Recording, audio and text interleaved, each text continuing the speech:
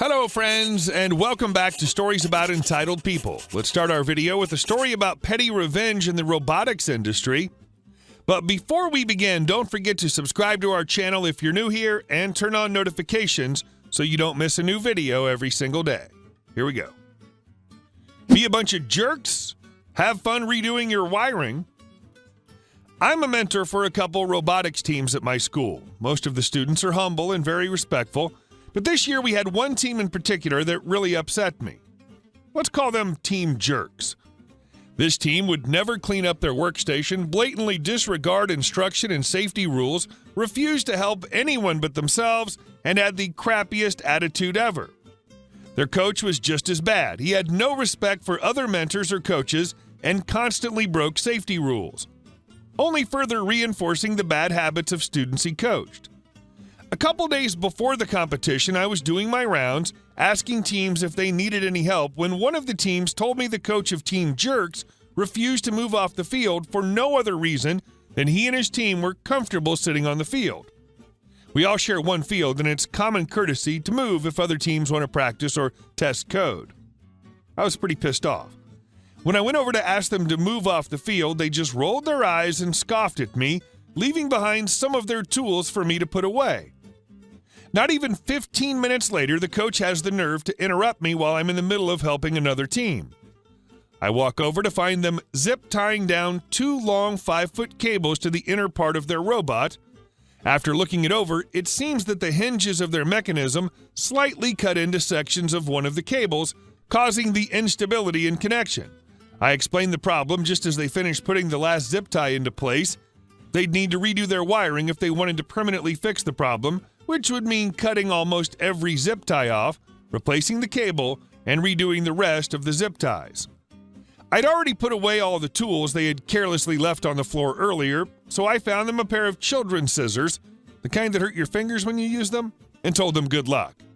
If they wanted better tools, they'd have to get up, walk over to the toolbox at the far end of the shop, find the cutters, and then cut off all the zip ties. Have fun, a-holes. And our next story. Want me to rush the work? Okay, pay double and wait longer. Just some background info. I own a body and paint shop in a city with a lower cost of living than the surrounding cities. Because of this, my prices are more reasonable than some other shops in the surrounding areas.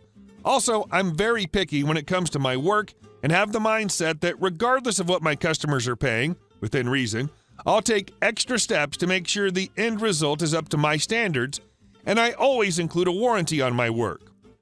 As a result of this, most of my customers are referred to me from other, more expensive cities around because they want quality work at a lower price.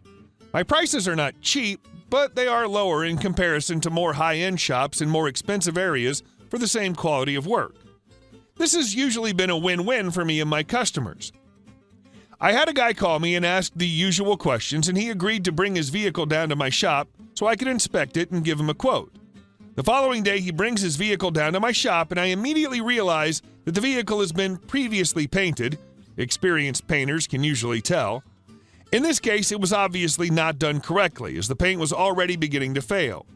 He wanted to do a full restoration of the vehicle to factory condition, and I explained to him that due to the fact that the vehicle had been repainted before, there could be a chance that the time frame or price could change depending on what's underneath the paint once I start sanding.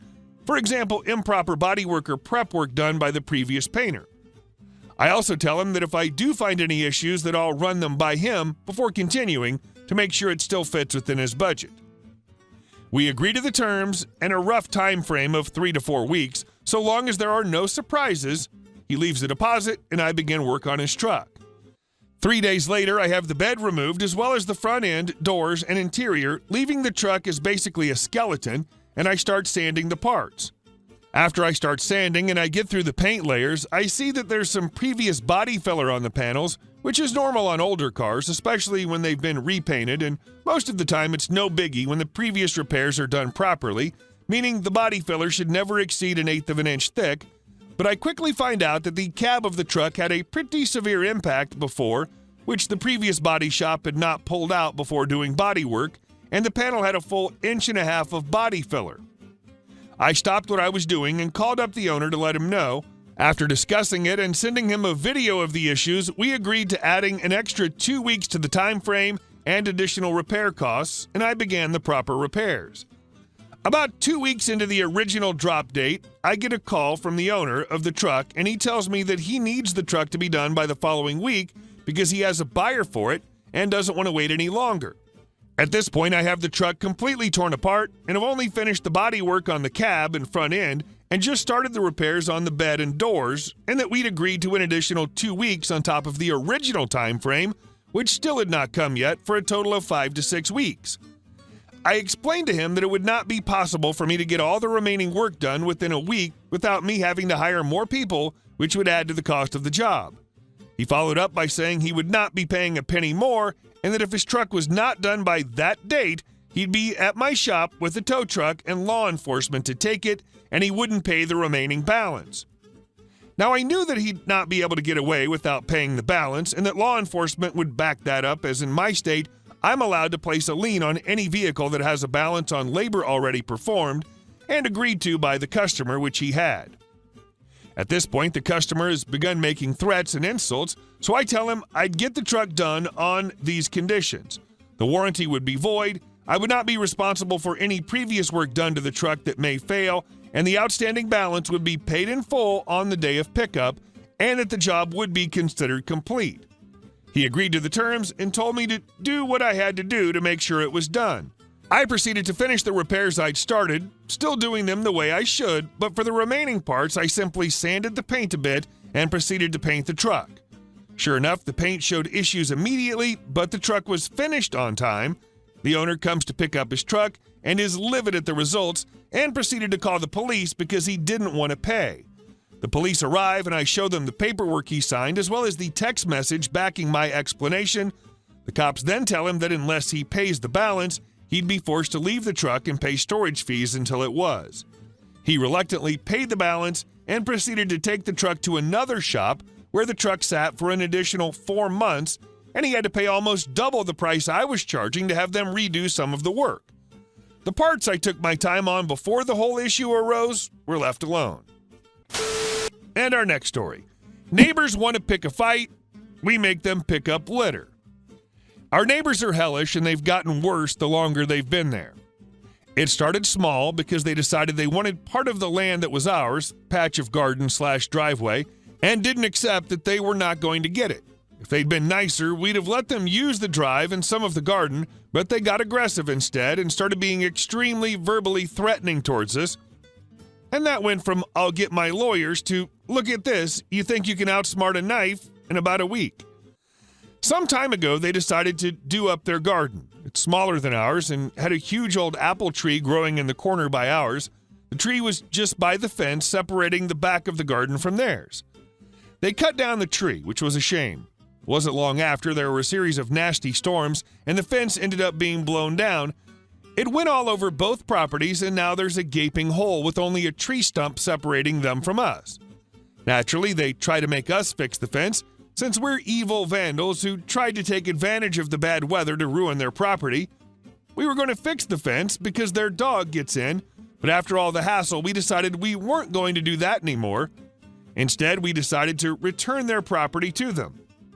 Every day, we get litter decorating the drive. We have cameras, so we know it's them tossing it, and we've taken the opportunity to strew their garden with the wrappers and cigarette butts they so kindly donated. Anything that was blown in off the street is thrown away, and whatever they dumped is dumped right back. This has been going on for about 2.5 weeks. They're getting insanely frustrated because their immaculate lawn, in their eyes only, it's already littered with miscellaneous dog and small child excrement, and the sad remains of forgotten DIY projects is getting ruined by some mysterious wind blowing in all the litter from the street.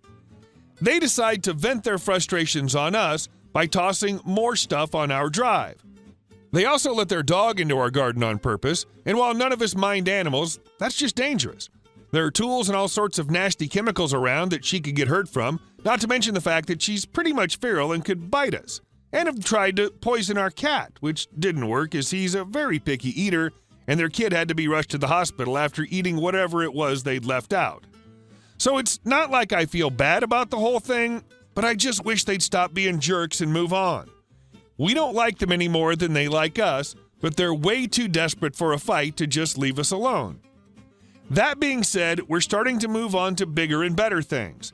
The oldest son is just young enough to be insanely curious while being old enough to have stopped putting everything in his mouth. So we started adding toys to the rubbish thrown over to our garden. He's gotten his hands on child-safe glittery nail polish, a kazoo, and a harmonica. He's a very gifted musician and enjoys practicing around the time his parents go to bed. He's also, if the overheard conversations are to be believed, very good at painting people's clothes, the walls, and his books with nail polish. We're thinking of throwing in a vuvuzela next. And our last story. Friend asked me to cover a gig for her, then asked for the money. So a few years back, my friend is going to China for holiday, and she asked me to cover her gig as a DJ at a local pub. No problem. The event is the pub owner's son's 21st birthday party, so no pressure for my first ever gig. So I do the party, which lasts 10 bloody hours, and receive my wages from a happy owner. However, I receive a text from my friend asking me to put 70 pounds behind the bar for me. I only earned 120 pounds for the whole gig, so I refuse, obviously. I tell her I was expecting to keep all of my wages for the evening, but she argues that because I used her equipment, I owe her 70 quid. Okay, fair enough. I leave 30 pounds for her to pick up. Owner then hands me an extra 20 pounds for doing such a good job, and I call it a night. Friend is not happy about the amount I left her, and when she finds out I got extra, she wanted half of that as well. Told her to sod off. We're not really friends anymore, as she would always rope me into her gigs when she was hungover, etc., and didn't pay me a penny for my time or skills as a singer. Hey guys, thank you all for watching the video. I'll see you in the next one.